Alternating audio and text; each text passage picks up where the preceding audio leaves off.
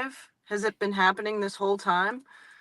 Should I have Um, been should I have been watching what I've been saying? Have we been live this whole time? I actually wish you had waited 2 more seconds to ask that question Oh, because I only caught the tail end of your question. oh. That's Wait, that's when we let started me secret showing. let me try again. Have we been live this whole time? Should I have been watching what I'm saying? Now we have. Whoa, that's the magic of the secret show. Even I don't know when it's happening. I'm not entirely sure either, and that's probably a problem. No, I think it's a solution. I'm technically A problem is just a solution that you did badly. a problem is just a friend you haven't met yet. hmm The real treasure was the problems we encountered on the way. The word for problem and the word for actually not a problem at all are the same in Chinese. When you can lead a solution to problem, but you problem can't solution. You know what they say? Mo problems, mo problems. They do indeed. They do indeed. Words of wisdom from the crafting show. I do know one other word of wisdom. Yeah. It's just 2 simple words. Secret show!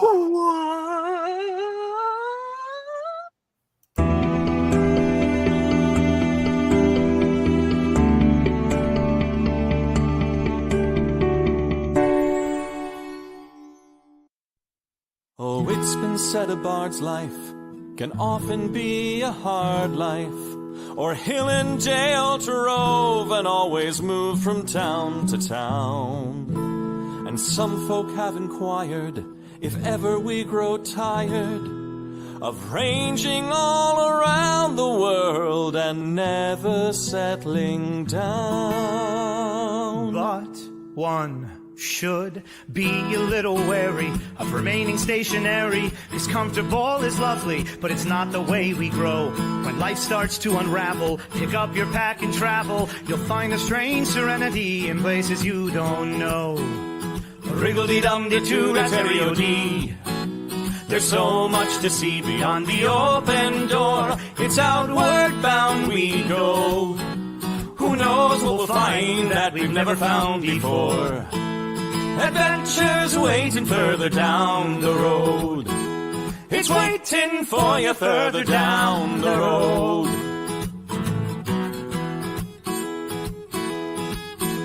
You've got no map for showing which direction you are going. But why start on a journey if you know where it will end? And once you recognize, To anticipate surprise, you'll relish every twist and turn that lies around the bend. Wriggle-dee-dum-dee-doo-da-terry-o-dee-da-dee-da-dee. There's so much to see beyond the open door. It's outward bound we go. Who knows what we'll find that we've never found before. Adventures waiting further down the road. It's waiting for you further down the road.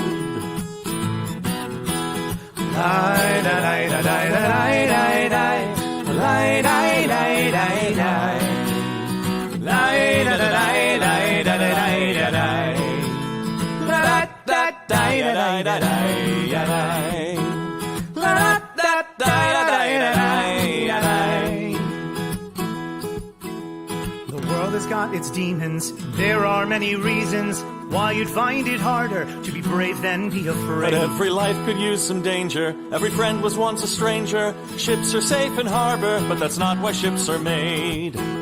Wriggle-dee-dum-dee-doo-da-terry-o-dee, dee-dee, a fwit-dee-dee-dee-dee. There's so much to see beyond the open door. It's outward bound we go. Who knows what we'll find that we've never found before. Adventures waiting further down the road. It's waiting for you further down the road.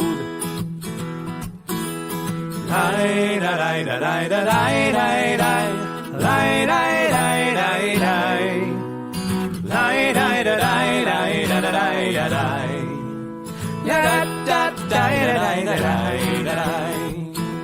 Adventures waiting further down the road. Let's go!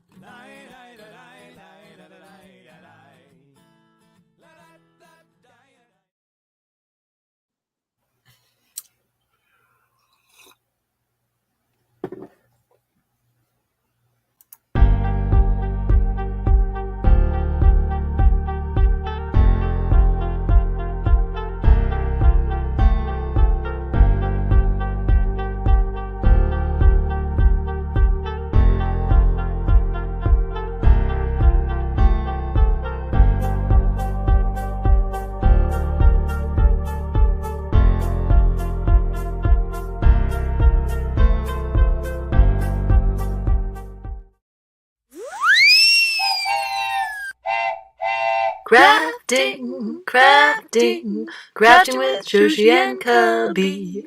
What will we make today? What is the dice of the day? Crafting, creating, collaborating. What would an octopus say? Trivia questions, hooray! Creating, clickbaiting, can't hardly waiting for the crafting show. A crafting show with Cubby and Joshi.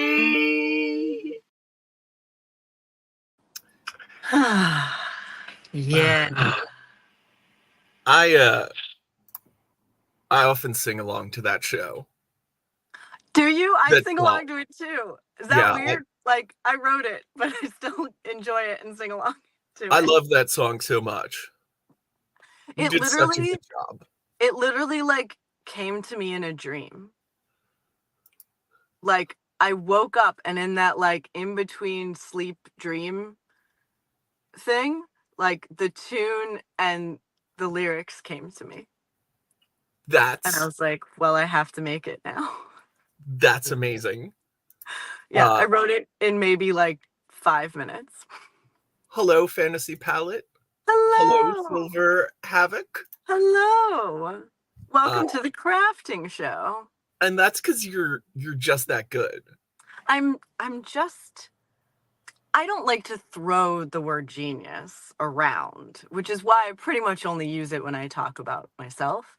It's good to have limits so you Yeah. don't dilute the potency. Exactly. So yeah, I would say genius. Yeah. Yeah. Because like you say it took you 5 minutes to write that, but didn't it really take you your whole life? 5 minutes of time, 45 years of experience. Ooh, that sounded way better. There's that genius again. What can I say? When you got it, you got it. That's why I'm sitting in my car doing a crafting show on a Twitch channel that mainly does gaming, because I'm a genius. Yeah, because you can't be contained.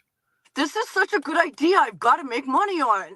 There's gotta be some way to make money at this. God, no way. No, I've given up. I've So- given up on making money. Yeah, capitalism definitely isn't.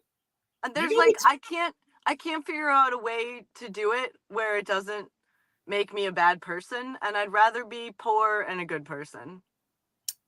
Honestly, I can't even figure out how to make money and be a bad person. Like,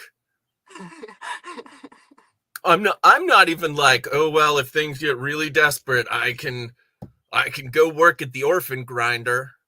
Well, that's the secret with me too. I just can't do it. I'm just saying, if if you are choosing not to turn evil for profit, then I applaud you, because I feel like I would make that choice, but in all honesty, it's not a choice offered to me. Yeah, that's the real truth for You know, myself as well. there are some things in life that are more important than money, though. Like dice! Like dice. Ooh, do you want to talk about your dice? No, Oh. I want to talk about the dice I just got 5 minutes ago. What? Yeah, so just before I talked to you, I checked the mail and some dice came in.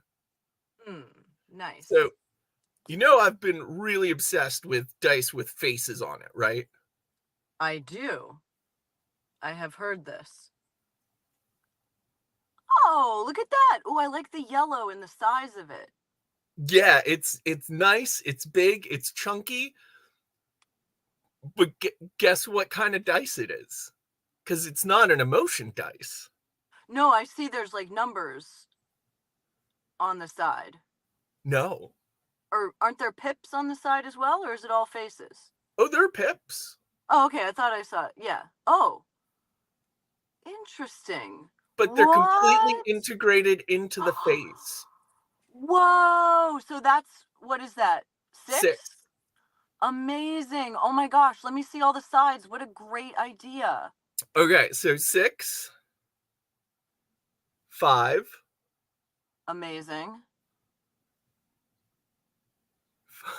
2, here we go. 4, Cool. 3, Uh-huh.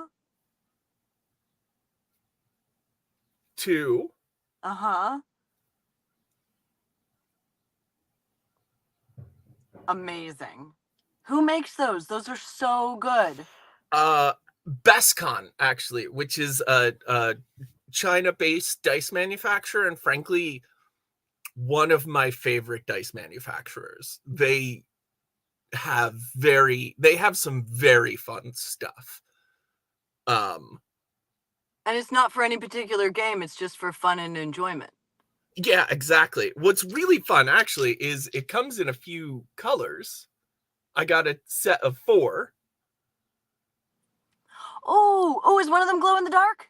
No, it's that just bright an green orange. is so nice.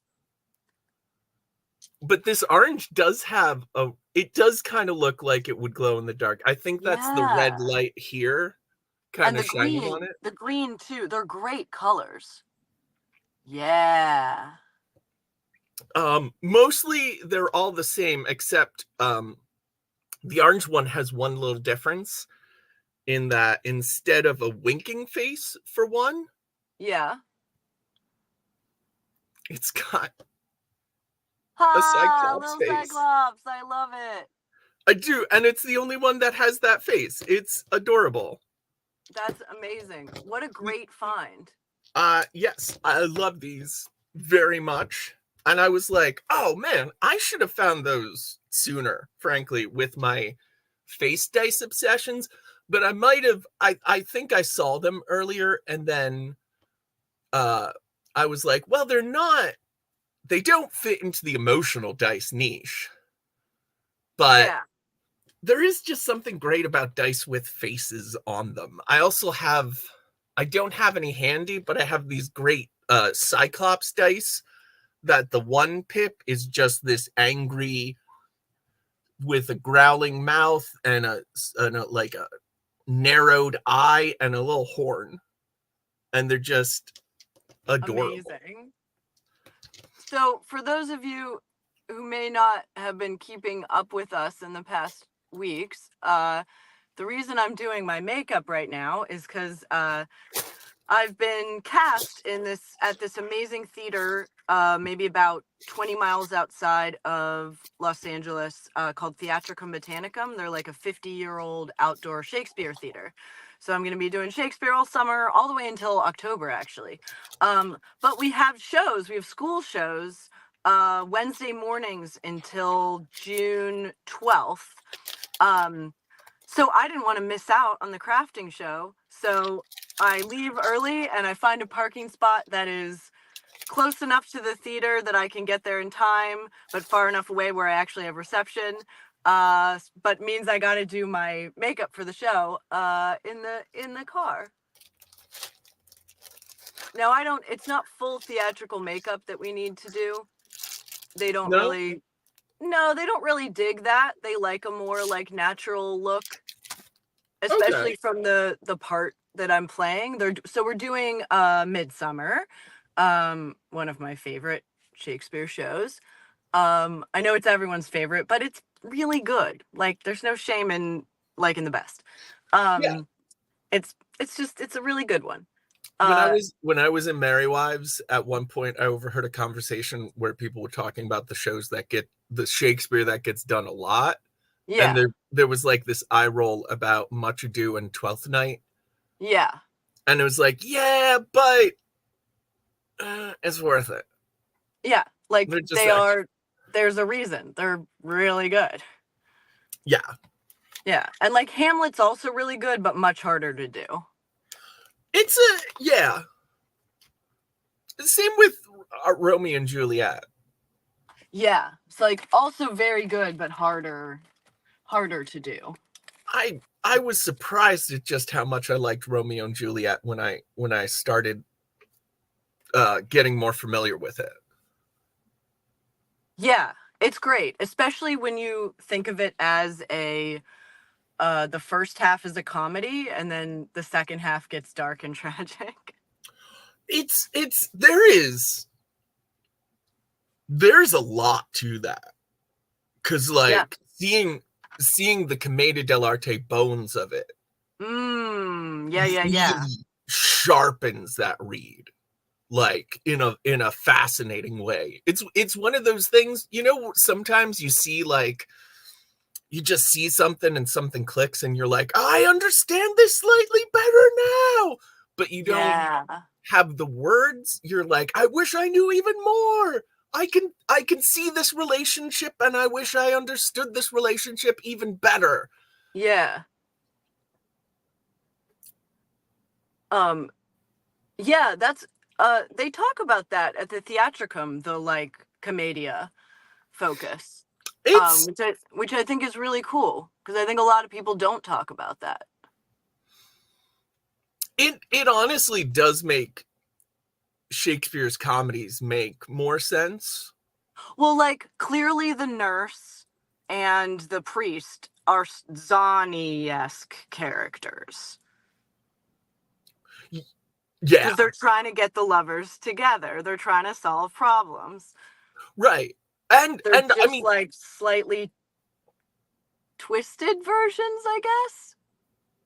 Well, I told you, and I don't mind repeating it if you don't mind me repeating it. Never.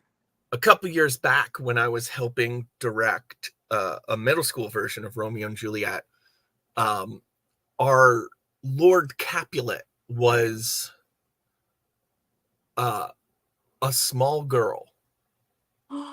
Incredible. And she was amazing because like it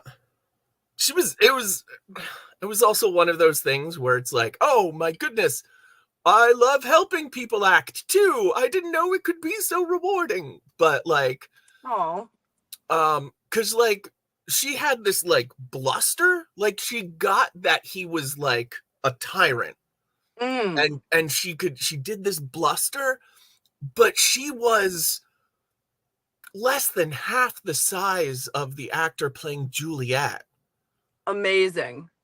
Maybe a third of a size, because it was a very tall girl playing Juliet, and the mother was not quite as tall as Juliet, but still taller than the father. And when Lord Capulet got really angry, it was hilarious. It was amazing. And she like, the actor had great comic timing.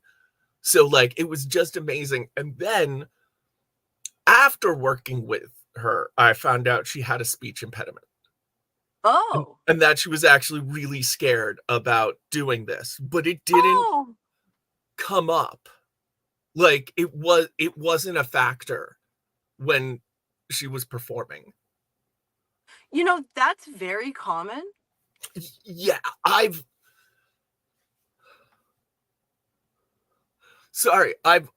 was just reading an article about Tourette's, Yeah. and it's a very fascinating type of neurodivergence, and it's something that has not been showcased very well. Accurately. No, Yes. in the media at all. No, I had a friend in high school who was in the orchestra with me. He played the clarinet. His was mostly like physical tics, not really so much verbal. But when he played the clarinet, no tics. Yeah, and it's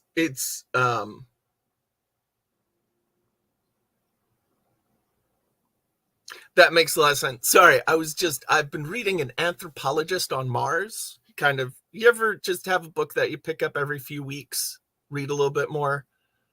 Yeah, I do. It's been a while, but yeah, I do. Yeah, it's an Oliver Sacks. Do you know Oliver Sacks? I know the name. He is a writer and a neurologist, and he's most okay. famous for his book Awakenings. Oh yeah, okay. That was adapted into the movie, but And a play. What? And a play. Oh, there was a play? Mm-hmm. Well, that makes sense. It's a fascinating story. But he's written like quite a number of books on neurology, like The Man Who Mistook His Wife for a Hat. Oh yeah, okay, that's how I know his name. Yeah. And Anthropologist on Mars is kind of it's a little bit Oliver Sacks learning and meeting with neurodivergent and other types of thinking. And it's not a recent book. He was basically like in the 80s. He was when we first started using terms like autism more regularly. He was out discovering that he was autistic and learning about other autistic people, and it's a wonderful profile of this surgeon with Tourette's. Oh, amazing. Yeah, and what's really great is like seeing him with his family and like actually hearing the doctor's feelings about the tics and stuff. Like I was fascinated to a Touretteer. They are not interruptions. No. They're a continuum. And like close family members start viewing it like that too. You become adjusted to it, but it's just a part of their brain. Yeah, and my friend would say like I've tried, like when he was younger in school, and people would make fun of him. I knew him in high school. He was like 2 years older than me, so I didn't meet him until I came to high school. But he was saying that like he would try and contain them, and if he did that when he got home, they would basically all come out at once, and it was very painful and uncomfortable. So he's just like, all right, this is who I am. Yeah. Like I'd rather not be in pain. Y'all are just gonna have to deal with the fact that I have some twitches when I talk. Yeah. And also like hyper focus situations like performance and music tend to be very calm while in that moment of focus. So like you were saying about playing when he was playing the clarinet, it's actually kind of been useful. I'm trying to think of my emotional problems a little bit more like that. Like it's just a part of me. And yeah, because all my life I've tried to just tamp it down and it doesn't work. I have a meltdown worse. because there's something there that your body is trying to do that is helpful for you. Yeah, there's an energy that needs release, and if I Yeah. ignore that, You know, it's so interesting because they're finding it's the same thing with like intrusive thoughts, where like if you try and fight them, it makes them worse. And a yeah, great technique is just to be like, oh, that was an interesting thought. Okay, gonna let it go. Like, I mean, that's the hardest part is letting it go. Like, that's very hard. But like, you can't, like, your brain's doing something that's trying to help you. yeah. You know, intrusive thoughts, stuff like that. I found out a deep dark secret that tells us a lot about our culture. Yeah. You know, like the stereotype of hearing voices and they're telling you to do horrible things, and like Right. that's a very American symptom.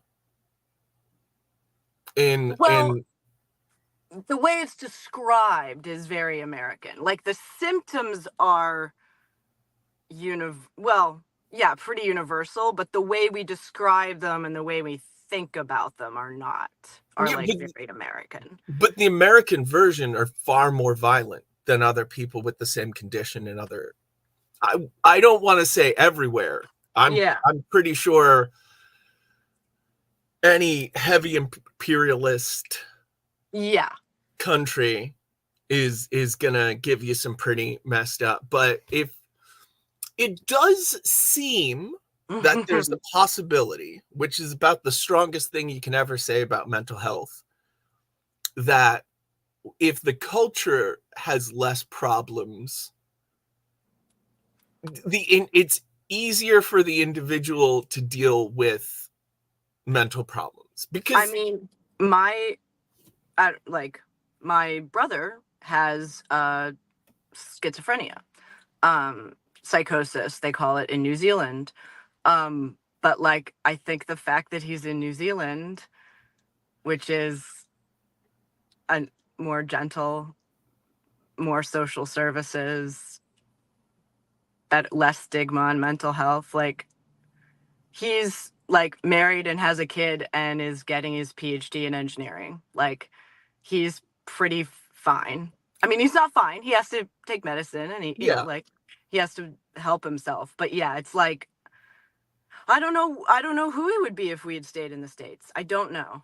I'm gonna say something about it, and I've never met this brother. Yeah. I don't know that much about his life, so this might be an uninformed opinion.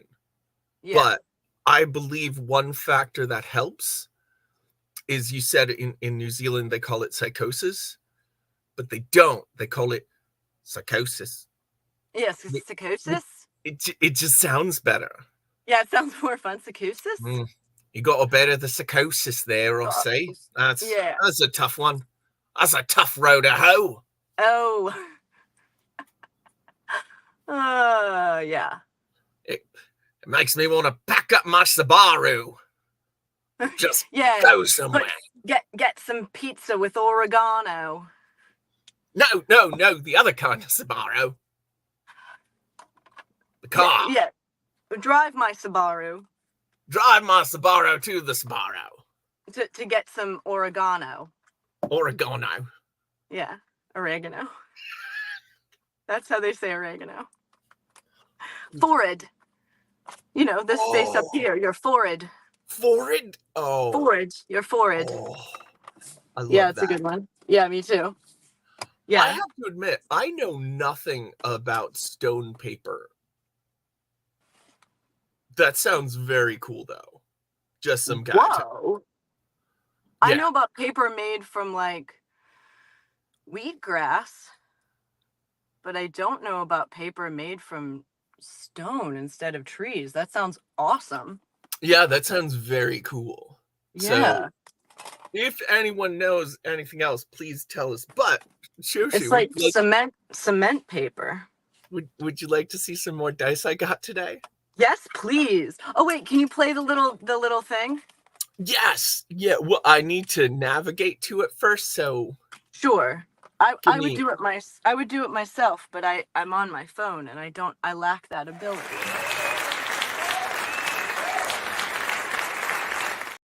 Strangers, I know you.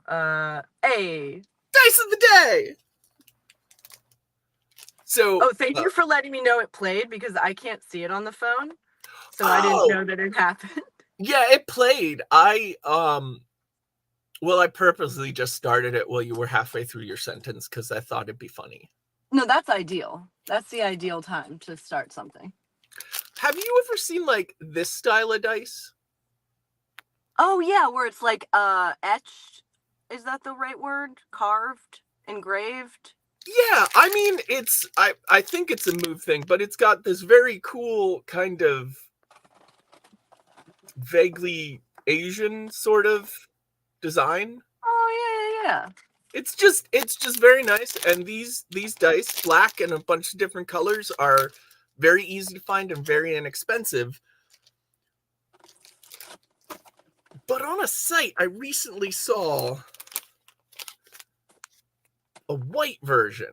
Ooh, I like the white and the pink. Yeah, the white and the pink look so good, and I'm gonna be honest, it's so easy to find them, the black version, in like for really cheap, that I didn't really want to pay full price for these, but I finally found them on AliExpress. Oh, nice. So I got a bunch of different colors because I just love the white version so much more. I think it looks just way cooler. Which is interesting because like I rarely like the white version of something. Like usually I like the darker version of something. But that, you're so right. That looks so much better. And like honestly, it just looks better the more I'll be honest, I got them in every color. They have them. There's 5 different colors, and the more colors that are together, the better they look. Oh yeah, look at that. Look how good that looks. They're just vibrant and happy, and I'm just gonna have a bag with all of these living together. Heck yeah. Also, That's awesome. They came in this, but they're also in little Ziploc clear plastic baggies. So you get extra baggies. Yeah. Nice. And here's the last one, and then I'll show you all of them together.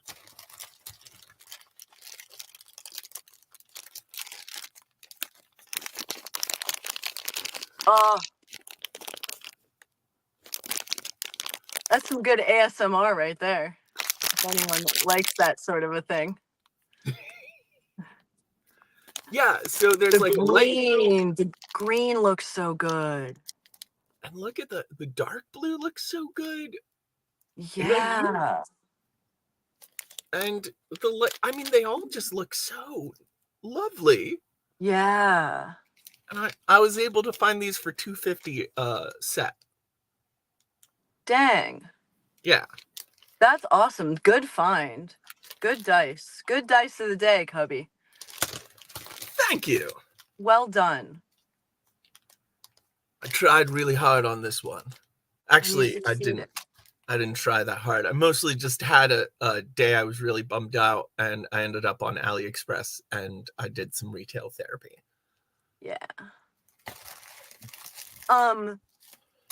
So I'm loving this car pre-Shakespeare ritual time. Like, it's been very fun. But I am really excited for when it's back to the regular times and I can like actually be doing some crafting on the crafting show.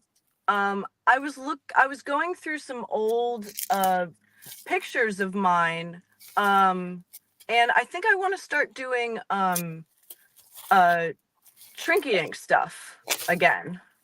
Oh yeah, it's been a while. It's been a while, and I had so much fun doing it. I was looking at there was a time where I was making like furniture sort of out of it.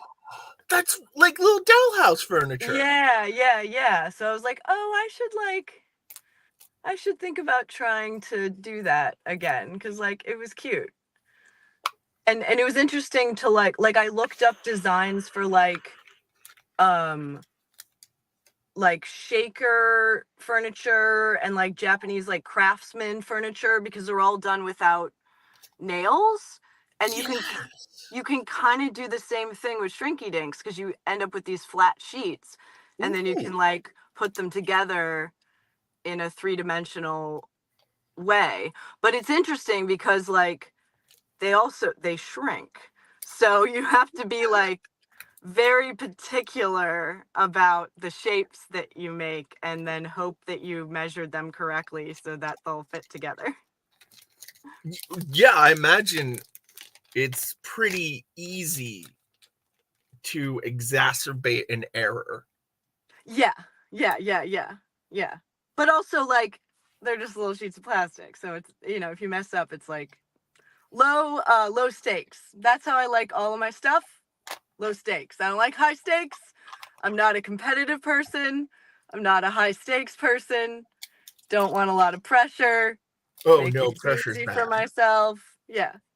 And I'm fine saying that. I used to be a little embarrassed about that, and I'm like, no, that's who I am. Honestly, that's who everyone is. If someone's like, oh, I do great in a high pressure environment, I'm like, no, you don't. Nobody does. Or at the very least, not as well as you think you do. Right. Like you're fine because like, okay, it's a high pressure environment. So no one, like everyone's expectations are lower. But like that doesn't mean you're doing a better job. Well, more importantly, your expectations are low. Like because you're so stressed out by everything happening, your ability to tell how well you're doing is the first thing that gets sacrificed. Oh, yes, also true. Yeah, there's no time for self-examination. Not gotta when the always world be is on selling. fire. Yeah. But yeah, I'm trying to give myself permission to make things easy for myself. That's so important. Yeah, I think more of us should do that, and there's nothing wrong with that. And anyone who's like, whoa, you gotta be high pressure, otherwise you're not succeeding. Like, maybe that's what got us all in this mess. A lot of these messes in the first place. Maybe don't do that. There's that book, Lean In. I'm like, lean out. Take a rest.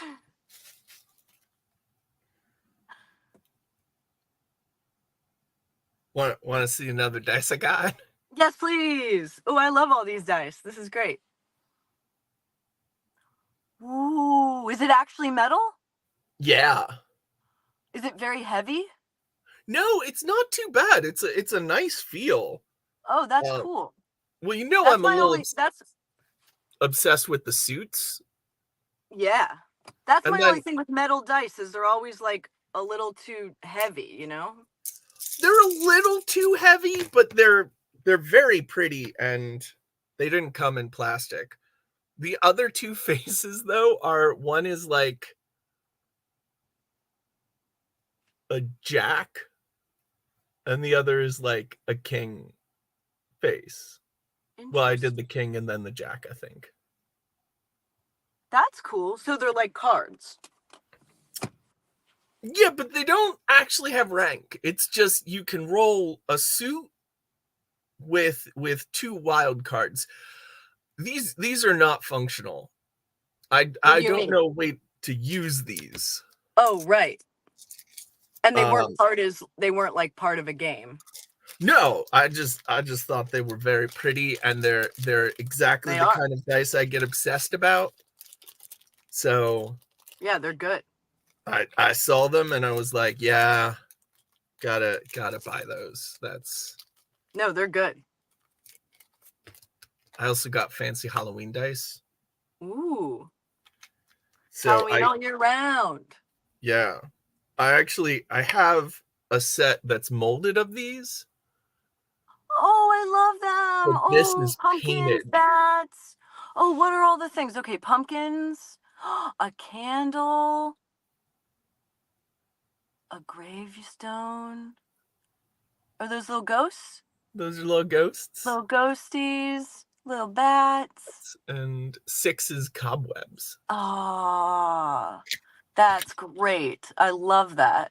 And then like the 20 is just cobwebs, but The cobwebs look so good. yeah, the painting is so good. I wasn't, because these were also an excellent deal, so I was a little unsure how good they'd be, but they're so good. Oh, and is each die a different? So like the D20 is a cobwebs, and the what was that? The D8? Yeah, it looks like the D6 has the motifs of the 6 other dice. Nice. So the pumpkin heads match the 4-sided die,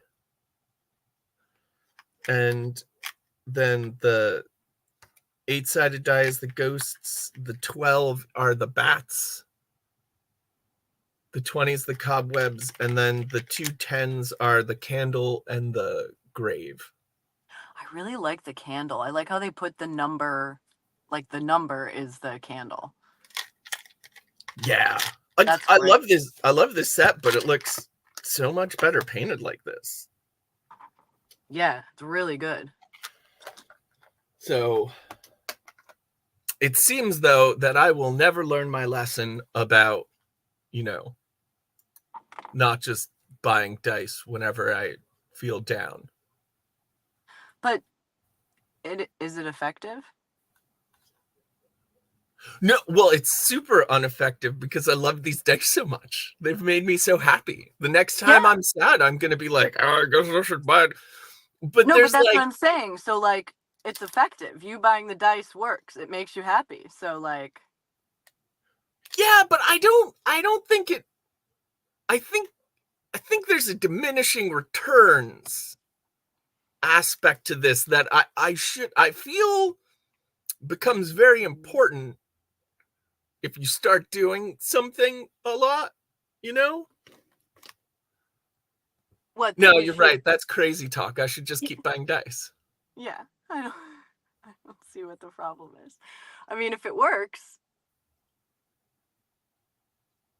and then like, you probably end up doing less bad, not harmful things because you're feeling happier. So like, it probably saves you in other areas.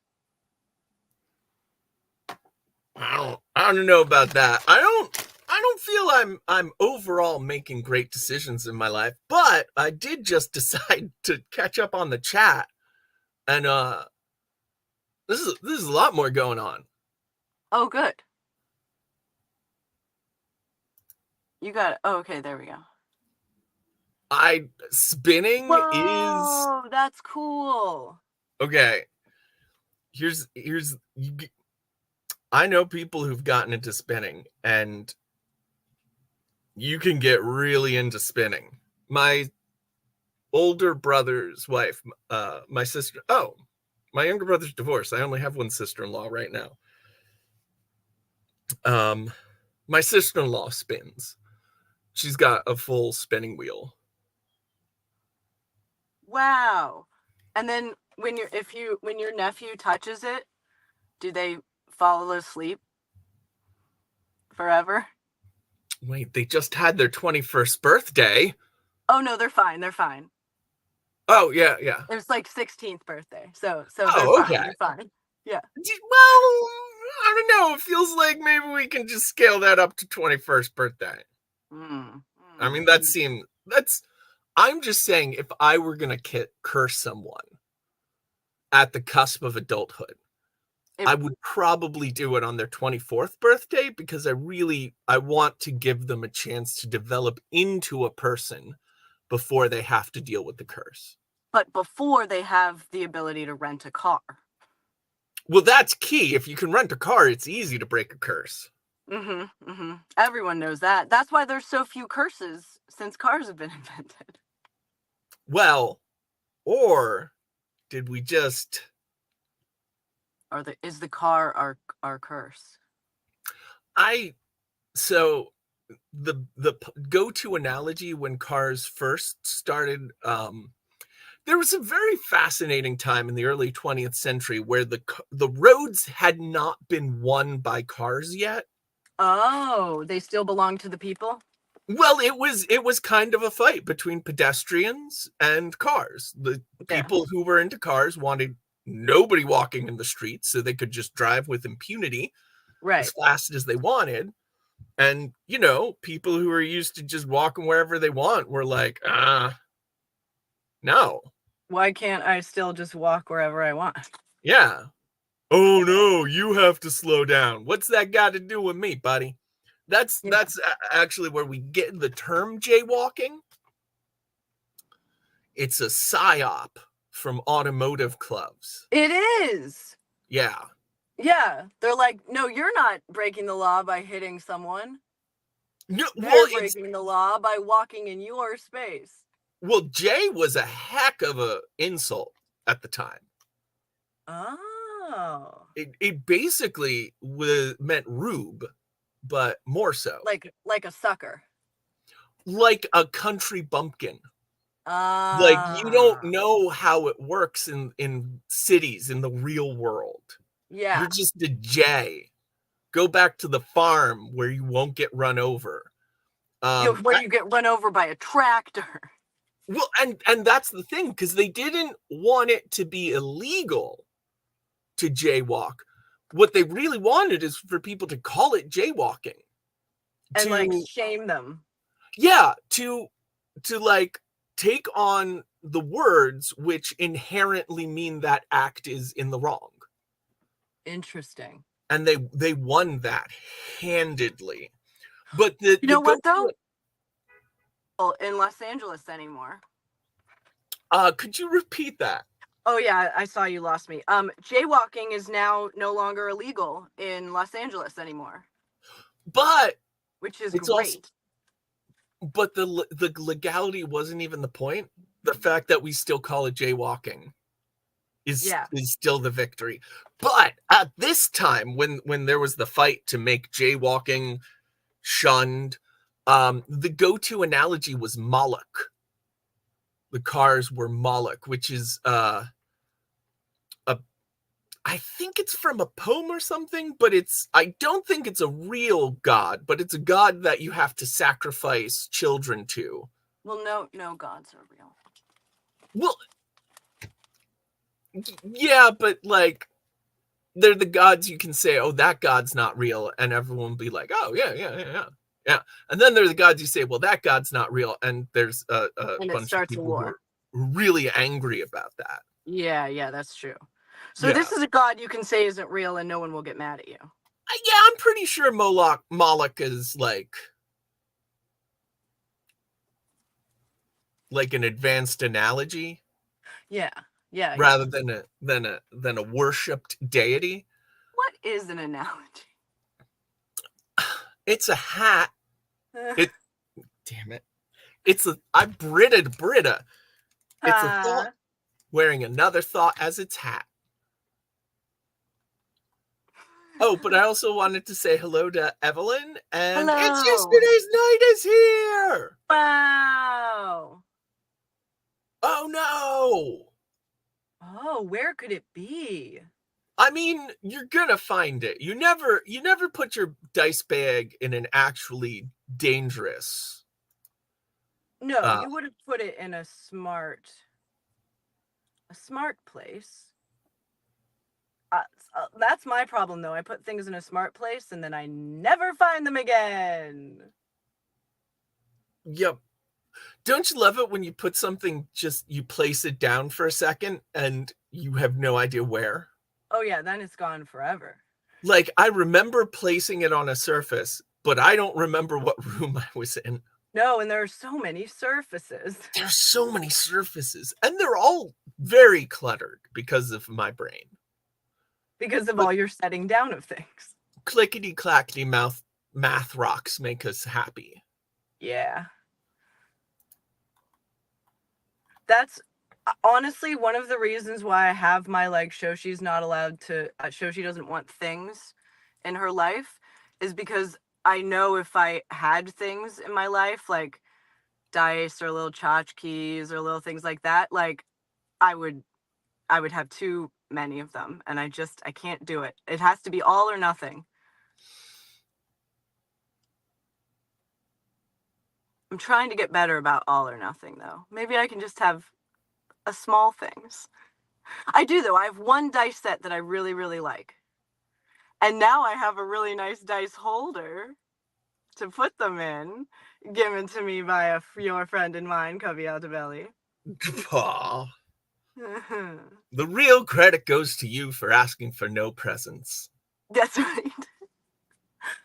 I meant it though. I meant no presents. Although the few presents that I got were pretty great. I got an amazing crochet cardigan from my friend Allison, which I get compliments on all the time. I got that amazing dice thing from you, Cubby. Also your presents coming to visit me. And then at my party, someone actually had a great present, which is they passed out disposable cameras, had everyone take pictures, and then the best part, collected all of them at the end of the night and got them developed and digitized without me having to do any of that work. That was a very good present. That was very awesome. Also, Yeah. see, I think the fact that Alan Moore named a character Moloch is why I thought it might be from a poetic thing, but maybe it's Levitic. It's one of those gods like Baal or like where I don't, because the only thing I know about it is preserved from a different religion talking about how they're bad. Yeah. So I don't know if it's a placeholder for multiple or if there really was a worship of Moloch. But I appreciate the modern analogy because it is we very much have sacrificed the safety and security of our children in America. Yeah. We have wholehearted, like, there is no Moloch and we have still sacrificed children to him. And like people are like, why don't kids play outside anymore? And the first go-to thing is people are like, oh, it's too dangerous. They're dangerous people. But like, no, it's the cars. The cars have taken all of our outdoor spaces. No, it's because we don't have outdoor spaces. Because the cars have them. Yeah, but roads take up so much infrastructure. Parking lots take up so much infrastructure. It's so much space that's just like not safe and not green. Yeah, the whole Strode problem is big, but also we just don't have community spaces. Like, I mean, cities do. Yeah, like parks. They have parks, but not on the level that we should have. Yeah, but not, like, honestly, after malls closed down, malls were kind of the last. They were. Third space we had. Yeah. I mean, there's still some, but like even that is still inherently a commercial place. Like, you're there with the expectation that you're only there to spend money. In fact, like, security guards would employ security guards to hassle the kids who hung out at the mall. Yeah, if you weren't buying enough. Like that, it's worth acknowledging that the loss of that is the loss of like one of the only places to socialize, but it's not like we were kind to kids there.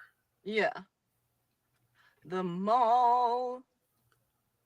I mean, I've been really super enjoying my time at Theatricum, being outdoors 100% of the time. It's pretty great, not gonna lie. I feel a lot healthier. Like, it's pretty good. Highly recommend it. I mean, these are all Ren Fair people. We know how great it is to be outside and socialize. That's true. And gamers too. We're actually, you know what? All of us socially awkward people have actually figured out some pretty great, healthy ways to be social.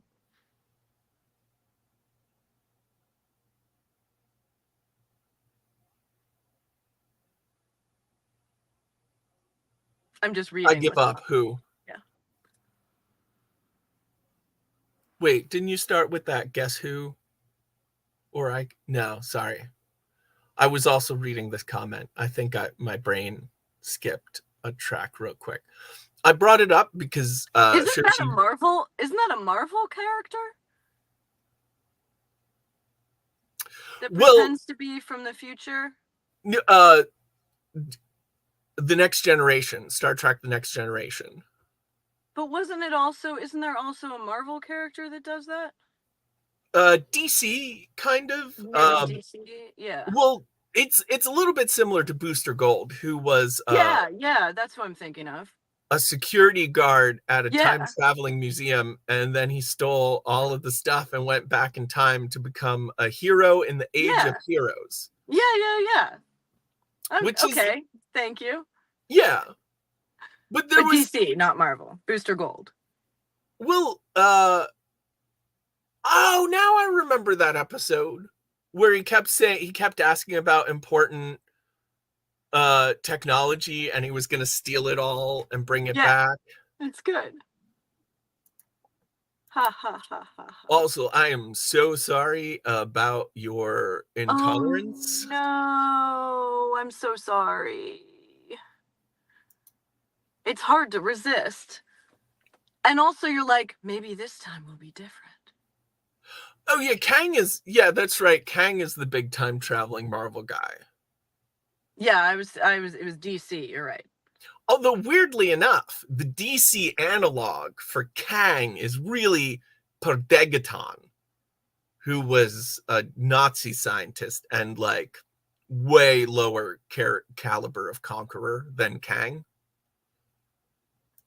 Who was the little brain in the machine from Teenage Mutant Ninja Turtles? Krang. Okay. Yeah. I liked Krang. I always kind of liked the idea of Abracadabra, that he's got super advanced technology and he pretends to be a wizard, but like that's pretty funny.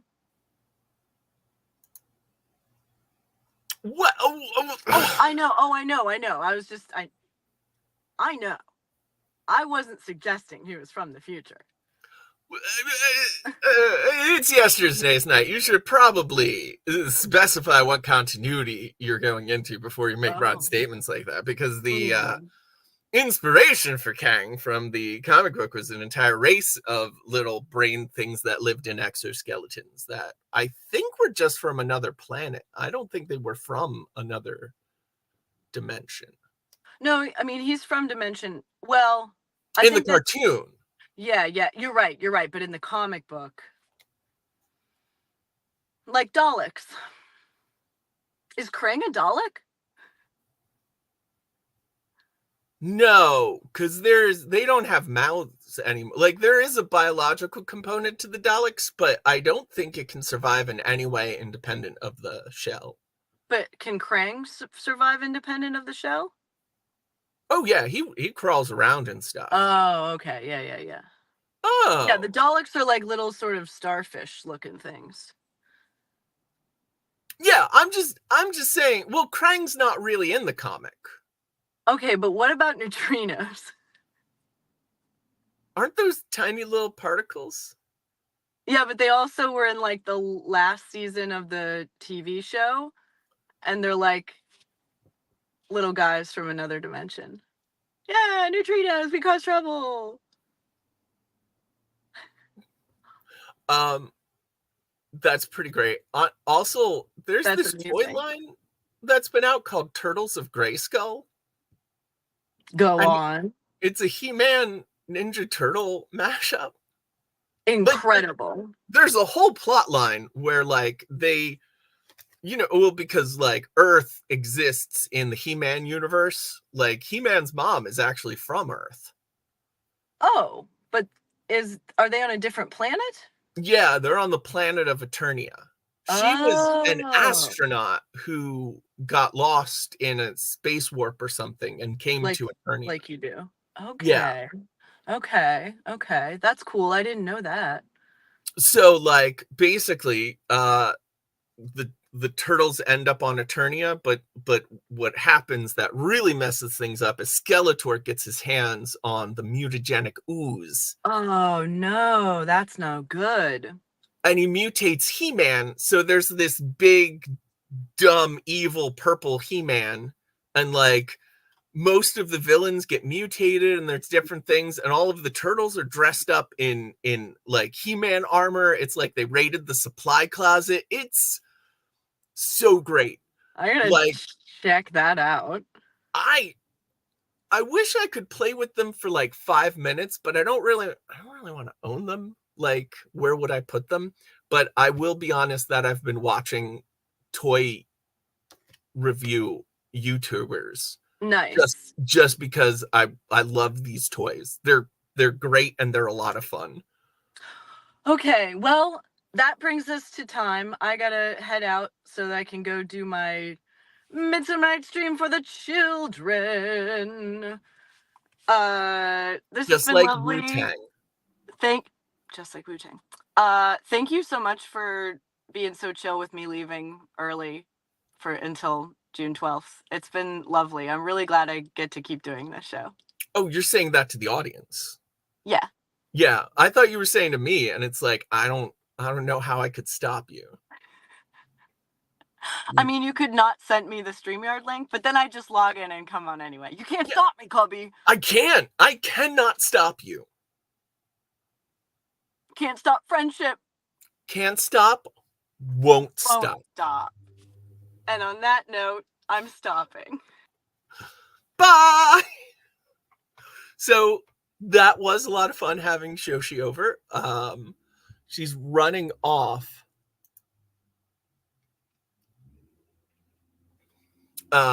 It's really, really fun. It's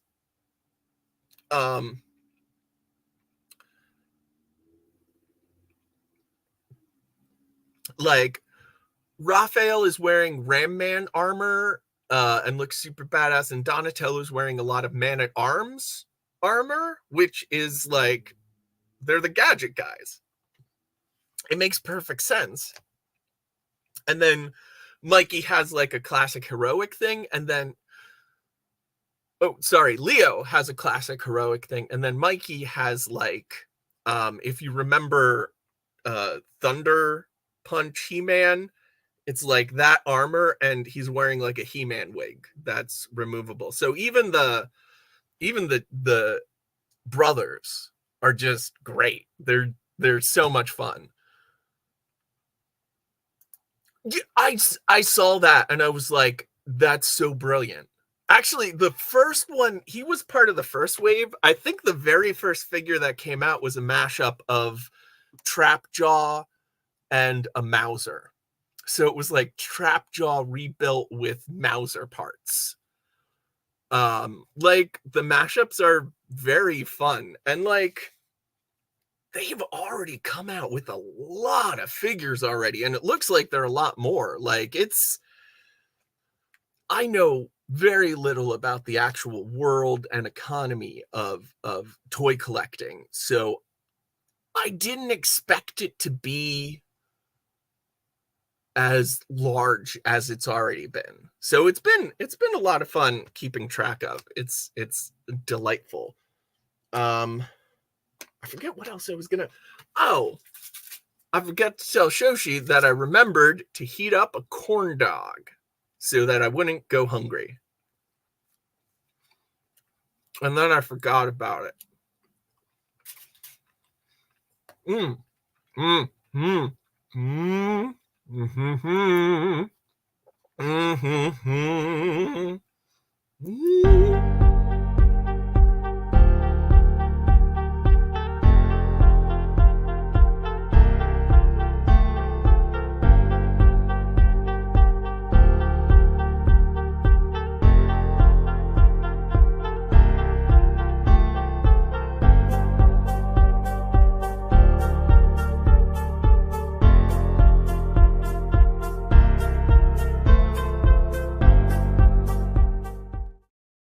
Yeah, thanks everyone. I needed that break. Turns out shoving food in my face was not the best idea when I didn't have somebody here to kind of take over the conversation. Speaking of taking over the conversation, I'm gonna go grab a deck of trivia cards. Oh, if only there was something I could do that would cover me for like somewhere between 20 to 40 seconds, maybe. If only.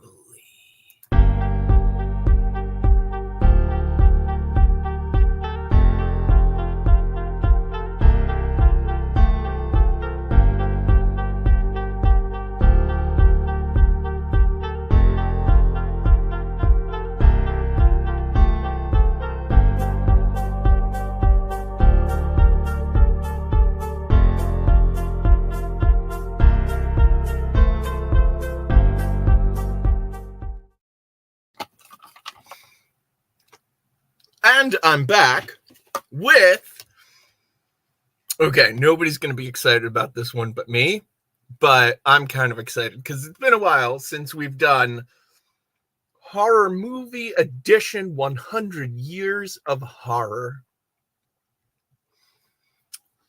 And I think one of my favorite parts about this is it's going to age really interesting because I think some of the easier questions are about more contemporary films, which we'll see if they actually last the test of time, if they get remembered.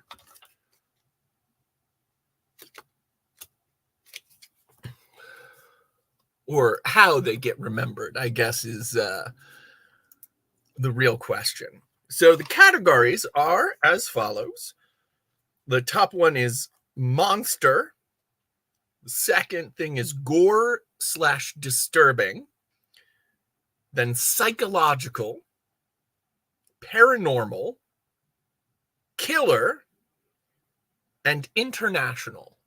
So yeah, those are good subgenres. So we're going to start with monster. Who directed Cloverfield 2008?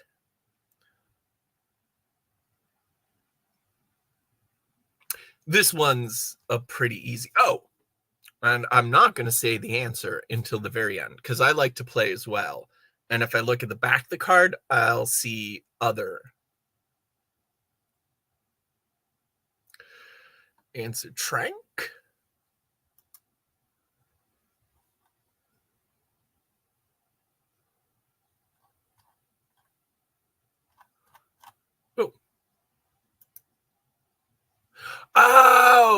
Chronicle, I think it's called. Pretty. That was pretty good timing then on me saying it. Yeah, honestly, I have a hard time remembering that title sometimes too because it doesn't. It's like a nothing title. It's got nothing to do with anything in the movie. Didn't J.J. Abrams do Cloverfield? Oh, wait, Cloverfield was the... Yeah, because he's been turning it into the Cloverfield extended universe. That I'm just going to say him. He's the only person I can think of. Ooh, okay, so the next category, or subgenre, if you will, is a gore/disturbing, and it's about the classic Cannibal Holocaust. In Cannibal Holocaust, 1980, at what university is rescue team member Harold Monroe an anthropologist?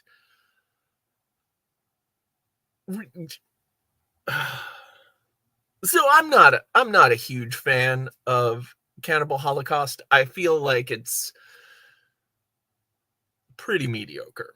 Honestly, the only inspired thing about Cannibal Holocaust is the soundtrack. It has this incredibly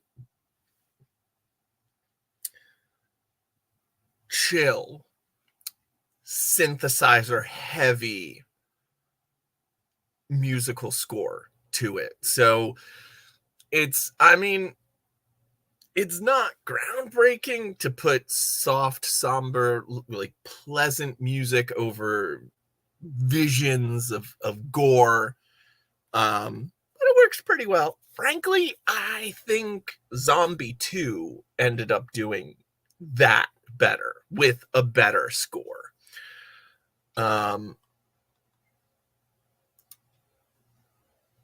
Like the movie starts at the university. I think I'm gonna say NYU because I kind of remember it starting in New York, but I might also be getting New York from Zombie 2, which is, look, here's the thing. If you're ever like, oh, let's watch Cannibal Holocaust, and I'm around, I'll be like, yeah, but there's no zombie fighting a shark in that. So let's watch Zombie 2. And the next category is psychological horror. In what century does The Village 2004 take place? 18th century, 19th century, 20th century, or 21st century? I remember watching the trailer for The Village and going, huh.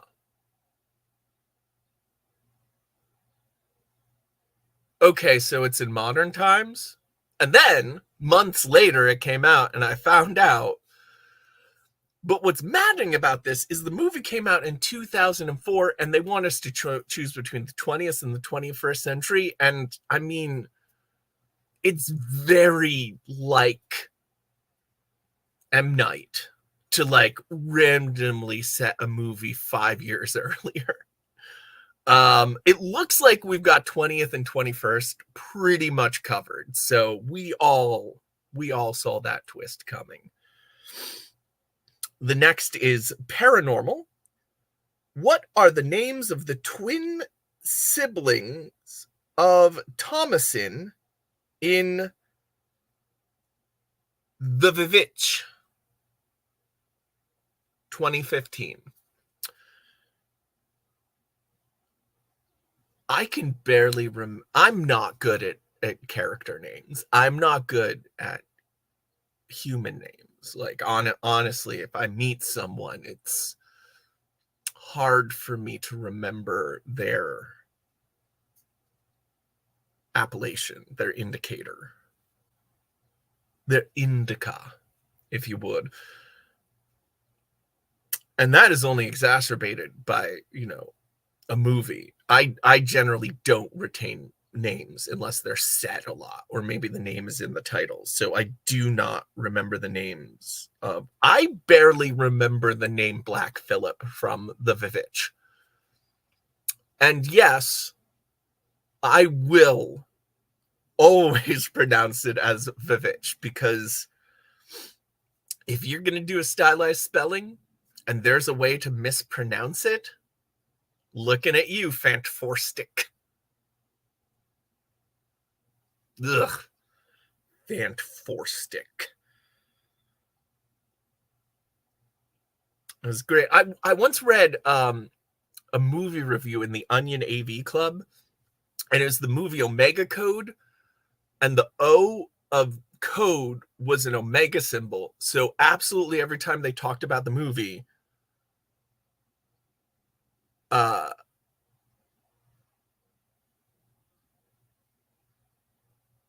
they referred to the movie as the Omega Comega De. They just wrote it out, Omega in parentheses. And I respected that so well. Yeah, but like, let's be honest, the W is two V's. It's a double V. It's not a W. We only call it a W because the Romans didn't have a U. It's all bound up with that. It's not a good story. Like, etymologically speaking, as I recall. I've looked it up.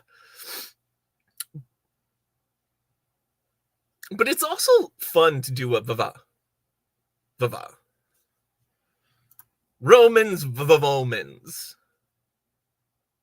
Okay, the next one is Killer. What actor voiced Chucky in the Child's Play series? Well, and this is wonderfully forthright of them. They do mention the Child Play series from 1988 to 2017, which means Mark Hamill is not an answer. That's totally where I was going with that. But yeah, Brad Dourif. Probably, is it his best role? Maybe. Man, when you need a creepy weirdo dude. He was Wormtongue, right? Yeah.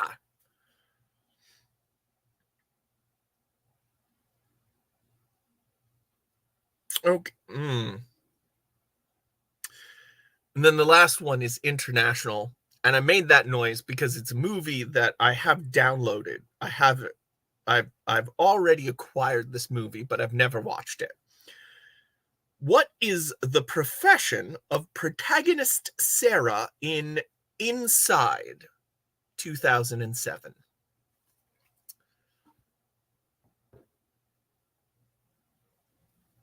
I know there's it's important that she's pregnant, I believe, is, if I'm thinking of the right movie. Oh, wait a second. We don't talk about that one? Is that? I thought it was fun. I don't know if there's a general consensus on that one, but I thought it was, I mean, it's no original, but it was a fun remake of it. It was kind of a new thing. I'm just really glad they didn't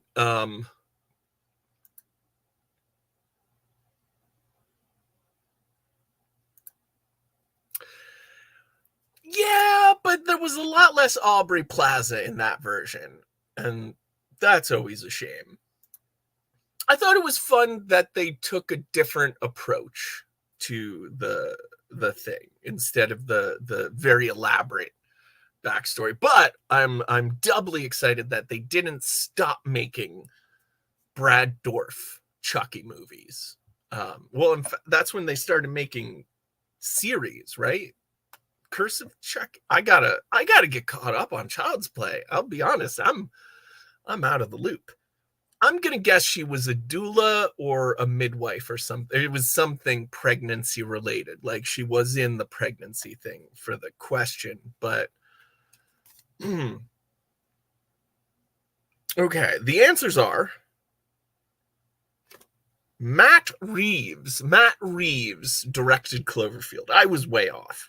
I think Abrams was a producer or something. I never saw Cloverfield. New York University. I got that one right. It is New York University. 21st century. Good work, team. We all got that one right because enough people said 21st century, and we all got that one wrong because enough people said 20th century. Mercy and Jonas are the twins. Brad Dourif.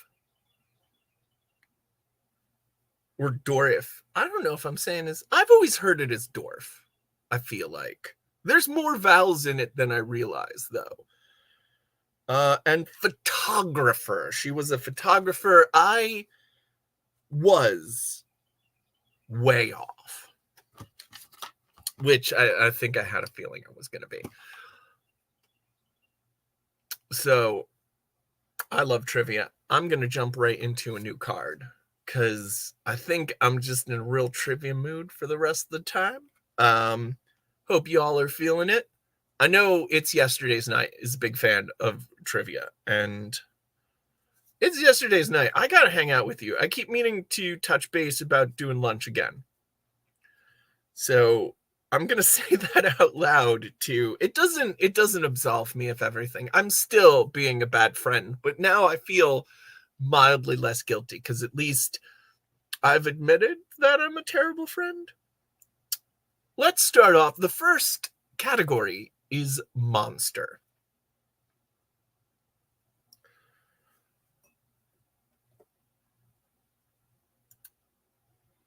All right. I will message you off air.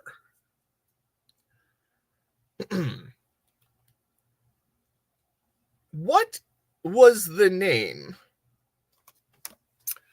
You ever get halfway through the question and you know the answer?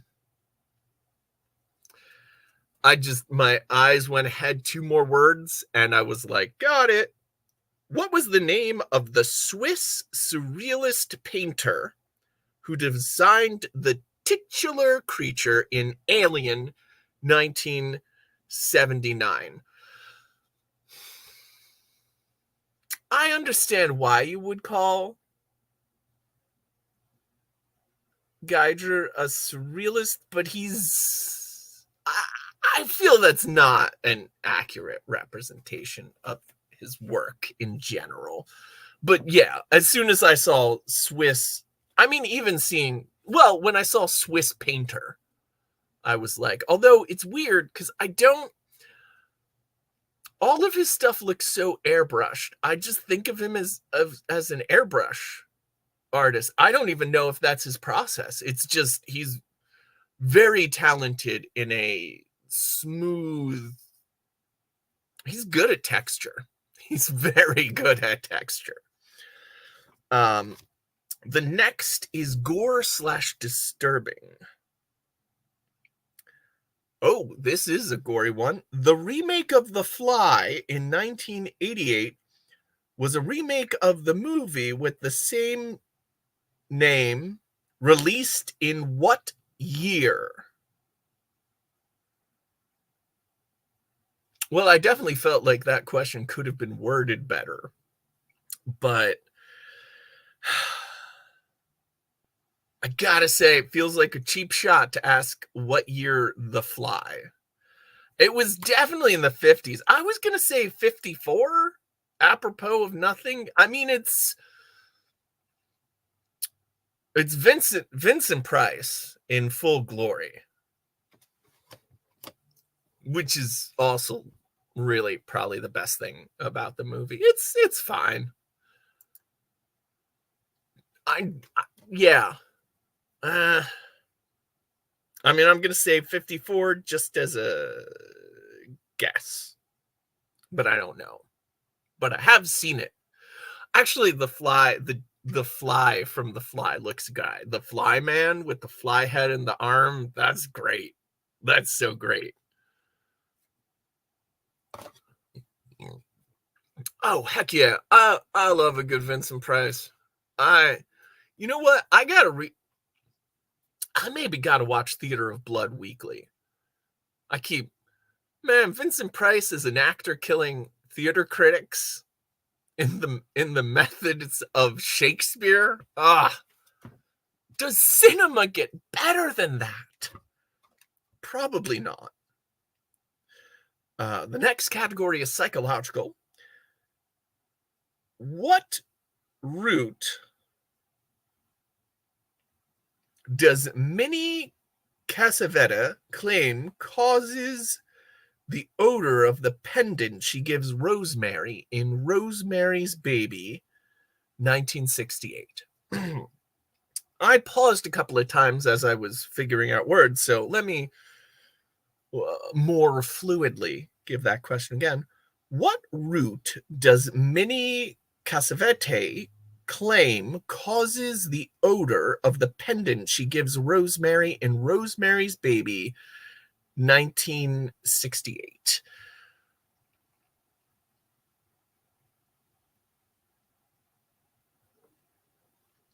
I feel like it's probably something like wolfsbane, like a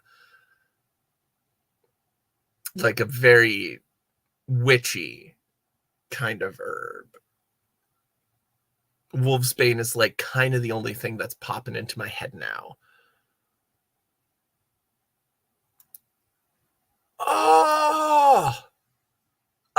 What, man?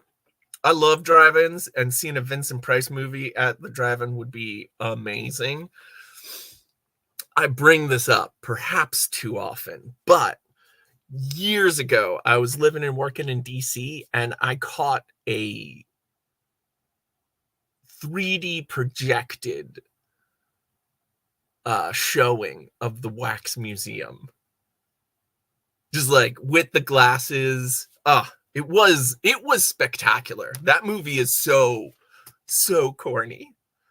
Also, great Carolyn Jones appearance. Morticia Addams popping up and dying pretty quick. So the next category is paranormal. The archaeological site in the opening sequence of The Exorcist, 1973, is located in what Middle Eastern country? What country does the opening to The Exorcist take place in? The archaeological dig site. I mean, I can picture it. It's deserty. It's very sandy and dry.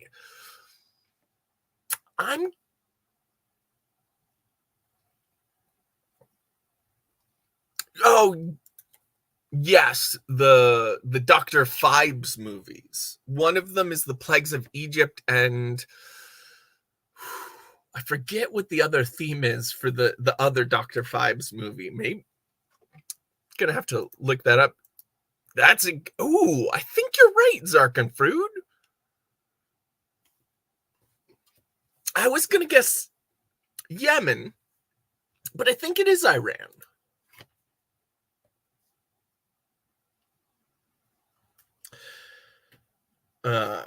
In the category of killer, what 1982 film was credited to director Tobe Hooper and producer Steven Spielberg?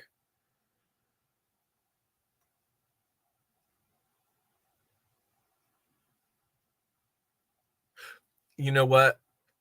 I saw Spielberg producer and credited, and it reminded me of all the stories of Poltergeist. But wait, yeah, because Steven Spielberg didn't. But why would that be in Killer and not Paranormal?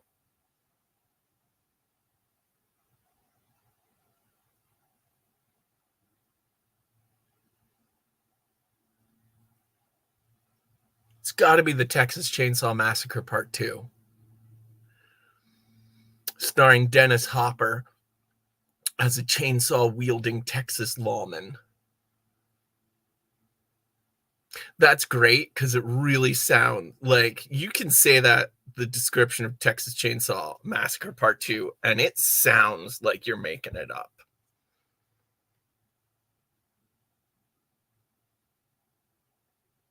And it's still like,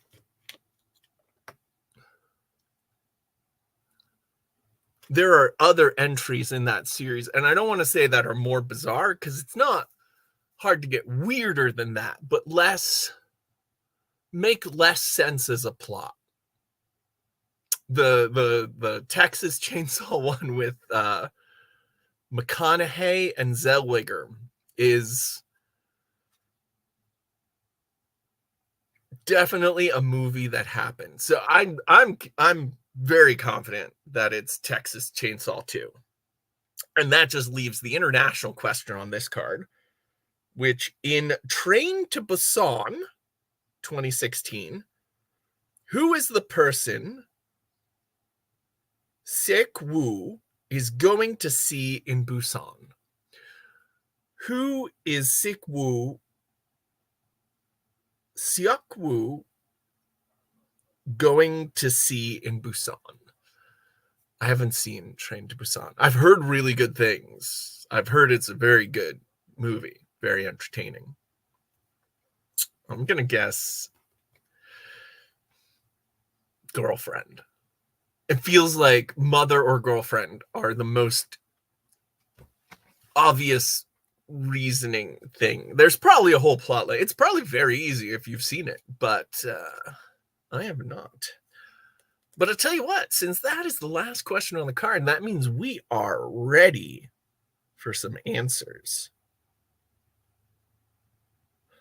H.R. Giger, 1958. Ooh, I said 54. Yesterday's night said 56. We were so close, in a way.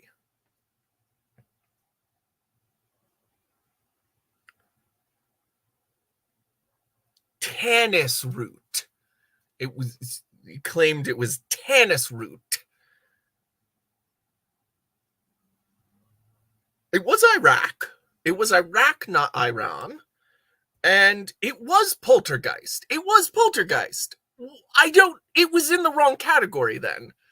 That threw me, because I will say the big thing is the phrasing credited to. Because Tobe Hooper, of course, is most famous for the Texas Chainsaw series. And Poltergeist is a very different movie for the most part. And there have always been a lot of rumors that Steven Spielberg may have directed that movie. Was basically very present on a lot of decisions.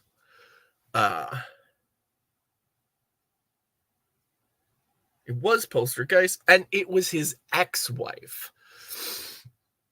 Which, I gotta say, if I had made the girlfriend, mother, ex, I probably would have gone there. If I'd forced myself to take like 5 more guesses, I bet I would have stumbled upon that. I'm kind of glad I didn't make myself just sit there and answer 5 guesses for the answer, though. That I don't think that would be a lot of fun for any of us. Not like one more card's gonna be, because that's gonna be a lot of fun. I'm gonna actually grab a magnifying glass because I am an old man and my eyes are not great. And it's hard to make out the squinty little type. Okay. We're starting off with Monster, and we are starting off with Spielberg. In Jaws, 1975, what is the name of the ship that sunk during World War II and of which Quint was a survivor? Of what ship sunk in World War II was Quint a survivor? It was I think it was a state name. Like the SS, I want to say Indianapolis. That's not a state. That's a city. But it's a geographical. I feel like it's a geographical name that was then also given to the boat.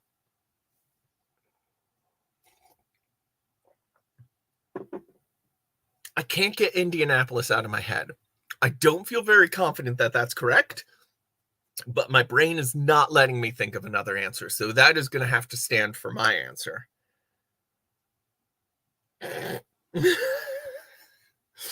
Sorry, the next question is about Hostel Part 2, which I'm sure we've all seen. Honestly, I don't think impressed is the right word that I've even seen Hostel. Surprised, maybe? I feel surprisingly qualified, and yet I will have no idea what the answer is. Because in Hostel Part 2, 2007, which character survives the film? Beth, Whitney, Lorna, or Paxton? It's multiple choice at least, so we could all guess a different name, and then we're guaranteed to get the question both right and wrong.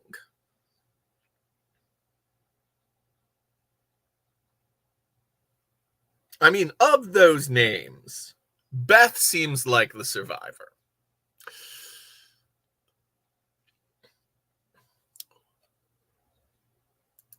Well, we don't know if that's Lorna. She could just be a cookie that goes well with tea. Okay, we got a Lorna, we got a Whitney. I'm feeling Beth. I'm gonna say Beth.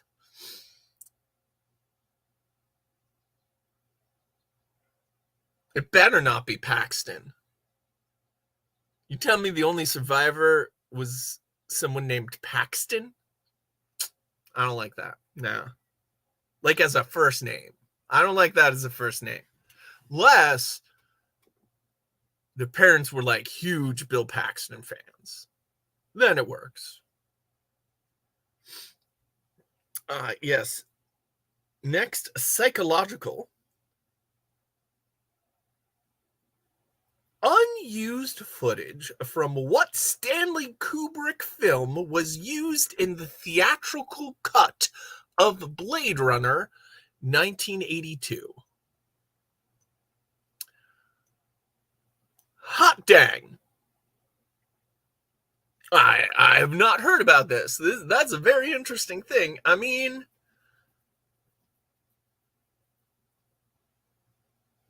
honestly, I don't know why. First thing I thought of was Dr. Strangelove. And I was like, but that was shot in black and white and a little bit before. So my next thought was 2001. It's the aesthetics work. It feels like. Also, I'm trying to think if Kubrick has any really, really rainy LA movies, just non-stop rain.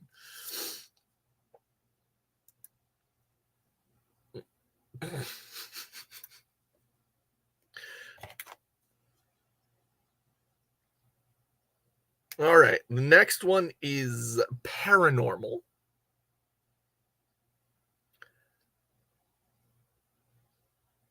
Wait, Blade Runner's not really a horror movie. I mean, that was in the psychological thing, so maybe like the terror of not realizing you're... No, I'm just not going to think about it too hard, because this is the kind of thinking that got me off of Poltergeist, which was the right answer. So, yeah. So, paranormal, Annabelle Creation, 2017, was which of the following in relation to Annabelle 2014? A prequel, a sequel, or a standalone film? I'm going to be honest here.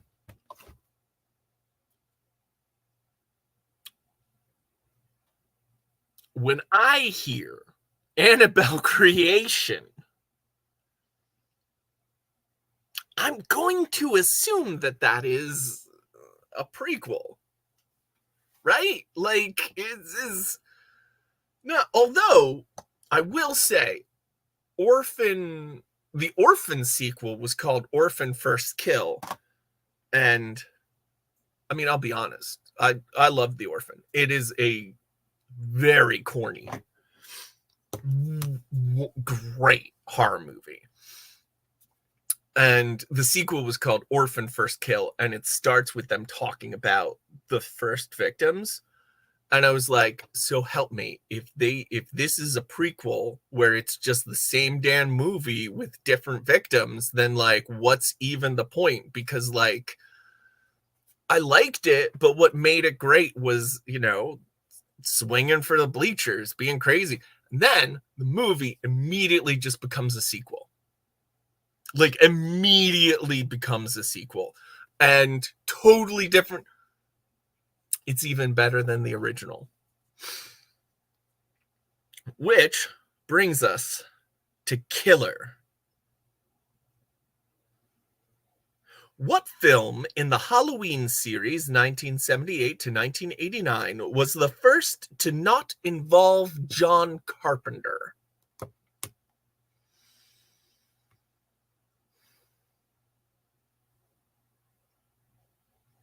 Okay.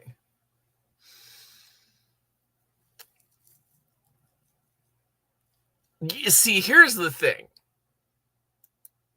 3, which is widely known as the oddball and the best in the entire series. It was also really cool when, was it Coolio? Just knew Kung Fu for some reason. That was really good. When Coolio just like, Michael Myers is fighting him and he knows Kung Fu. It's great. Is there any reason? No. Does there need to be? No. But 3 is the best one. Yeah. Silver Shamrock.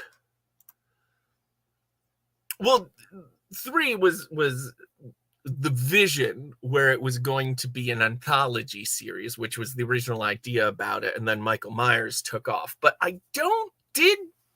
it might have been 2, because I don't think John Carpenter really had a lot of interest in making sequels. But the flip side is, I can't remember. He might have stepped down as director, but they might have still used his score, which means he still has a film credit. And I mean, creation of the character, he would still have film credits, even if he didn't do anything on the movie. So it's tough to say, but 3, I'm a little tempted by 2 for that reason. But 3, being the weird one, that's what makes me think it's a trick question. Because I'm overthinking it. Which means there's just one question left on this card for me to overthink. In The Host, 2006, the titular creature nabs which Park family member? Hyun Sao, Nam Ju, or Nam Il? I don't remember anyone's name from this movie. I don't remember anyone's name from this movie at all. It was the little girl. That's all I can tell you. It was the little girl. And it's Kitty! Hey, Kitty! Hi, Cubby. How's it going? Oh, just life throwing all kinds of curveballs at me and stuff. But other than that, I'm avoiding getting packed to go to my next festival. I fully encourage putting off packing. I don't like doing it, and that feels like a solution to do it later. Yeah. Future Kitty can deal with that stuff. Yeah, she's really good at dealing with everything that present Kitty doesn't feel like dealing with. You know what? We're in the middle of trivia, so how would you like to hear a bunch of answers to questions you didn't even listen to? Oh, I get to guess what the question was. Yes! Yeah. Exactly. Awesome. Because we just asked the last question on the card, so it's answer time. Awesome. Hi, Gertrude. So the answers are USS Indianapolis, which means I got that one correct. Ooh, and the question is, where do they do car races? Yes, on the ocean. Yeah. The USS it's got a test track. Yeah, it's ocean NASCAR. It's the new hit thing. The next answer is Beth. Beth? Oh, yeah. That's what's the name of the Sappiest Kiss song? Yeah. Yeah, that's better than the question they asked. But technically I did get that one correct. I did guess, but it was multiple choice. Okay, we were all dumb for this one because it was a Stanley Kubrick movie, and I was like, and we said 2001, but it is a horror movie. And Stanley Kubrick only made one horror movie. And I don't know why I didn't think of it at the time. It was The Shining. It turns out that the original theatrical release of Blade Runner include unused footage from The Shining What? that Kubrick shot. I didn't know Kubrick directed Blade Runner. No, he didn't. He didn't. They stole it. Ridley Scott was like, hey, Stanley, look over there real quick. And he was like, oh, what's over there? And he just took the footage right out of his hands. Just worked like that. A prequel. It turns out Annabelle Creation was a prequel. You know what? We were all wrong. The first Halloween movie with no association with John Carpenter was Halloween 4. You were supposed to let me guess the question. You just give the answer. Oh, sorry. The answer is Halloween 4, The Return of Michael Myers, 1988. Was the question among movies that I saw when I was way too young? Yeah, okay. That note makes more sense. There was a little parenthetical note that Kitty saw this way too young. Yeah. That would have been a great hint. Yeah. And Hyung Seo.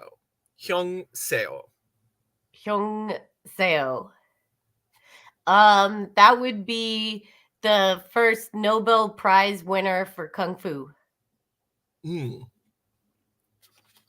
That is also true. Which I still can't believe they discontinued the Kung Fu Nobel. Yeah, it's just it's kind of obvious that there should be one.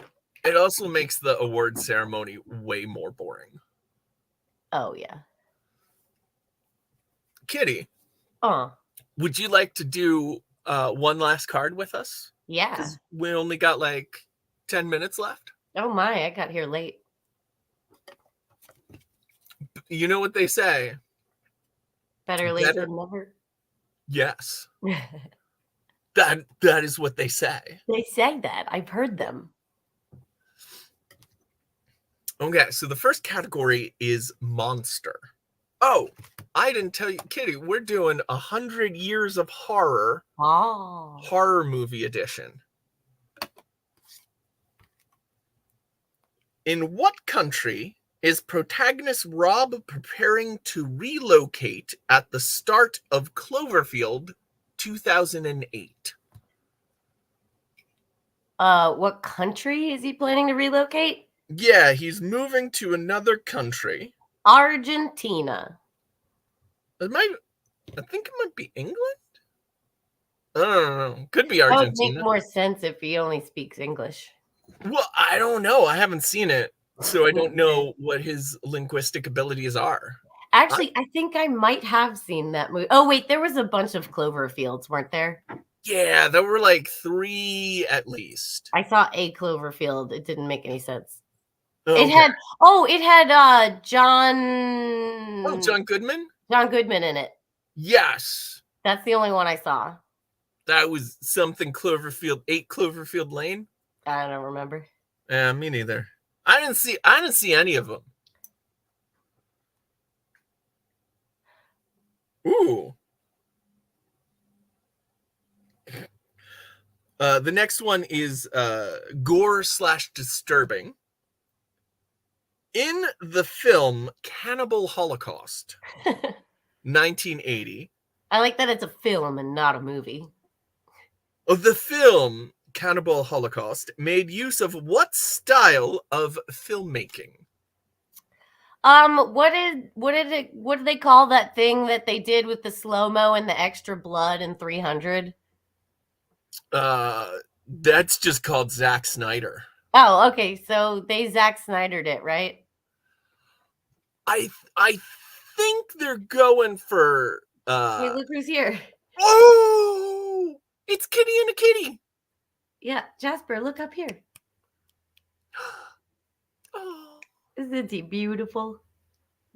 so beautiful. Oh, don't stand on that. Okay. Close up. I believe they're going for documentary style. Documentary style, like The Office. Yes. Just like The Office. Well, sorry, the Office kind of started a different format of documentary style where it's like in the style of documentary, but you kind of stop pretending it's a documentary at some point, Yeah. which is kind of fascinating and so postmodern. How did they do it? But it's probably either documentary or verite. Cinema verite. Mm-hmm.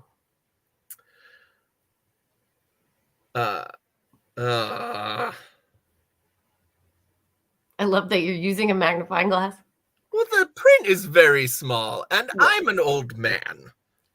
Well, while you work that out, I just want to say, Nat, if you're still here, mozzarella sticks are worth it. They are worth it. I don't think I said that before. I offered some condolences for the lactose massive, but you made the right call. Yeah, and you get to go home. Not had to go home. Get to go home. What is the name of the fictional preserve in which the titular settlement of the village, 2004, is set? I never saw The Village. Me neither. I figured out the twist from the trailer, and so I was like, I don't want to wait 90 minutes to figure that out, for the movie to catch up to me. Yeah. Yeah, I don't know. A lot of those horror movies, especially the M. Night ones. Yeah. I'm gonna assume it was some kind of clever reference. So I'm gonna say it was the Arthur Miller Preserve, because he wrote The Crucible. Oh.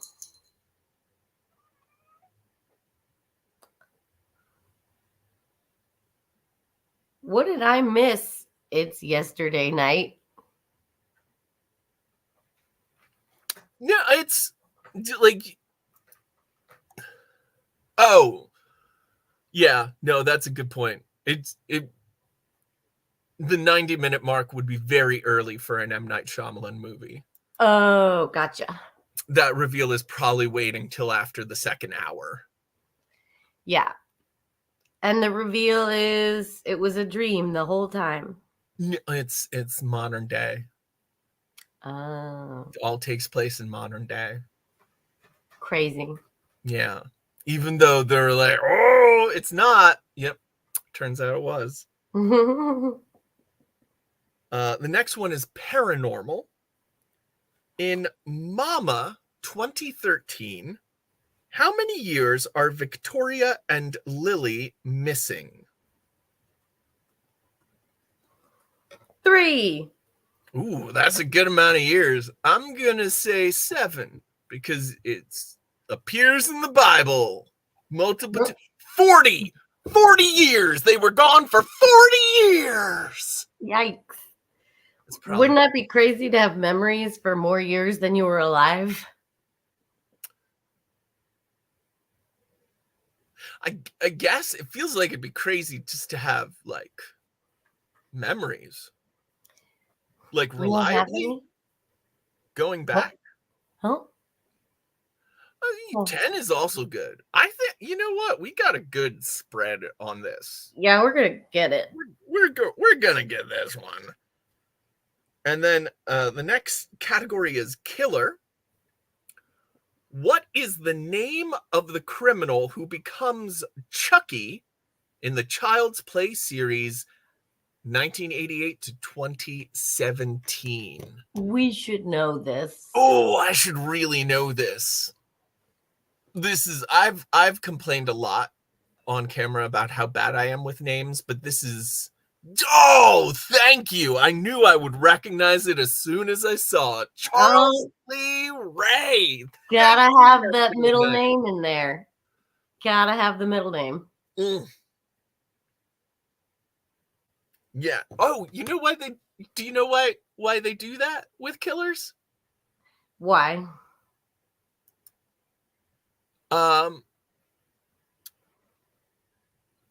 Because like Lee Harvey Oswald, there are actually a lot of Lee Oswalds out there. Oh. So they give the middle name so that it sounds less like that dude down the street. I never put that together. That makes sense.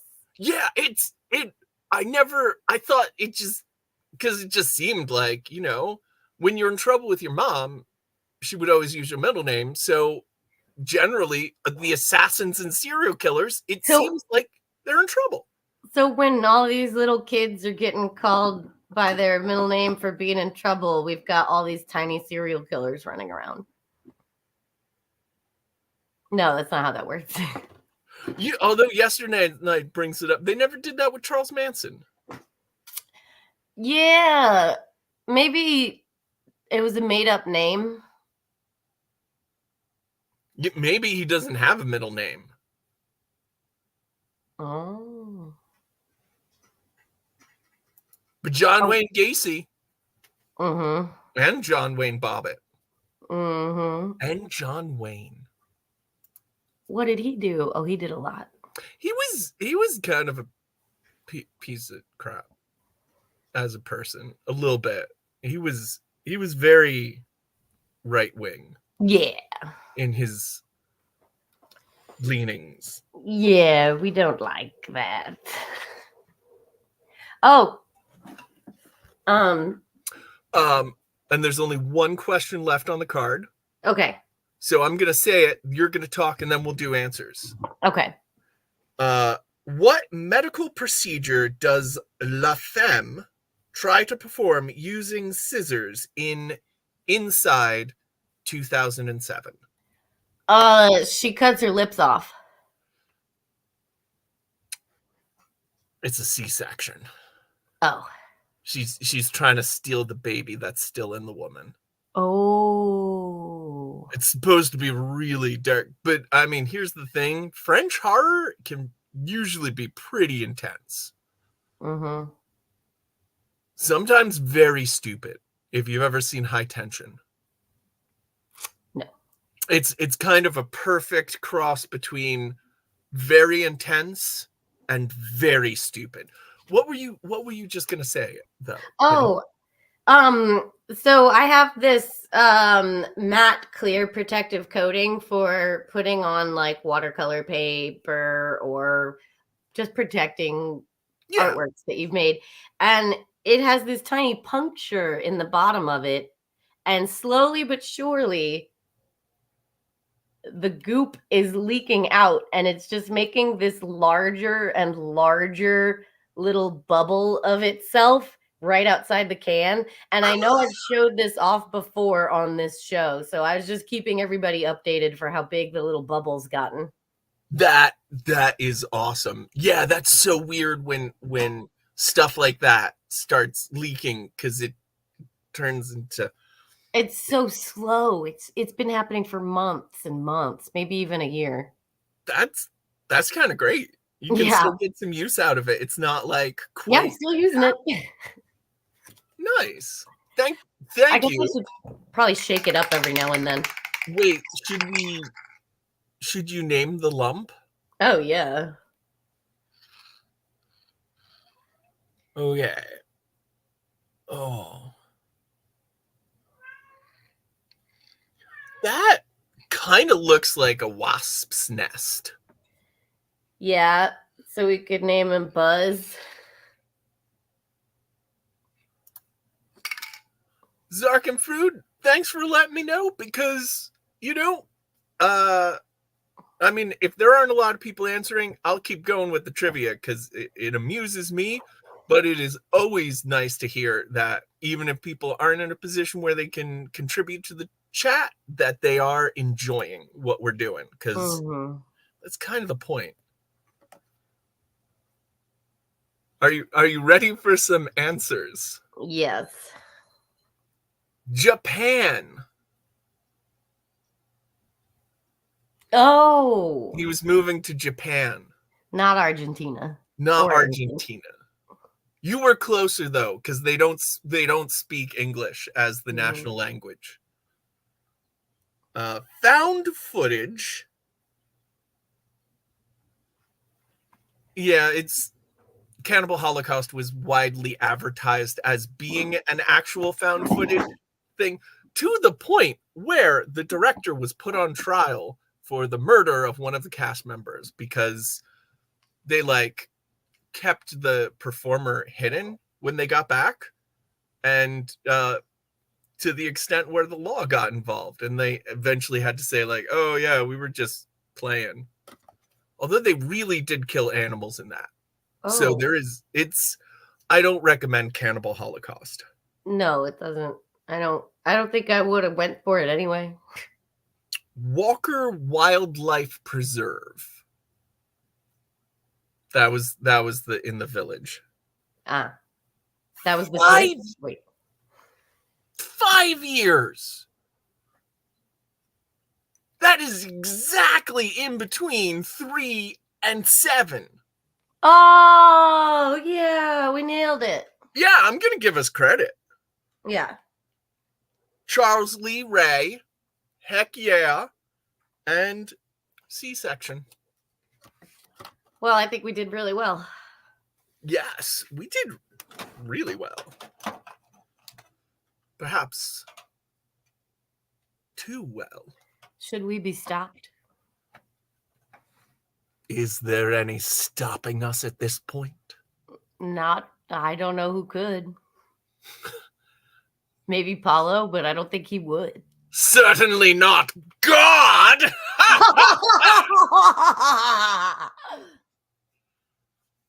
I mean, unless it's one of the cooler gods like Grok. Oh, yeah. If it was a cool god, I'd be like, yeah, bro, sure. I'll stop. Yeah, because if Grok were trying to stop us, they'd be like, oh, hey, here's a different activity you can do. Yeah, it'd be for a good reason if it was a good god. Yeah.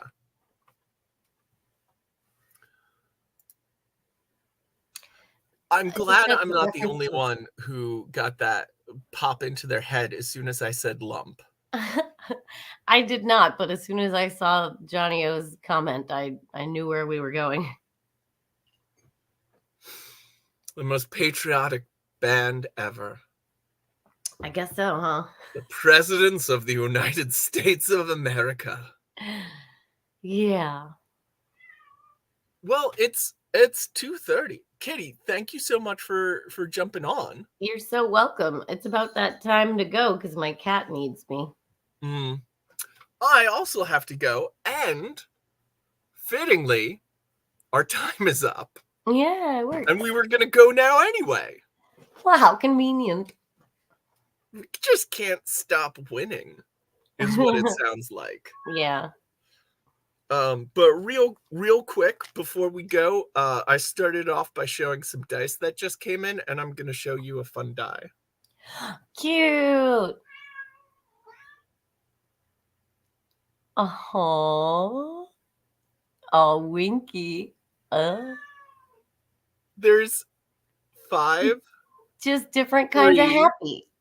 1, 4, 6. Oh, It's I get done it. by the little dots. That's cute. I did not catch that right away. Because it's so well done, honestly. Yeah. So I'm gonna go play with those now. Okay, I'm gonna go see what my cat wants because he just needs attention, really. That sounds like a good plan. Thank you everyone for joining us, and see you next week. Bye.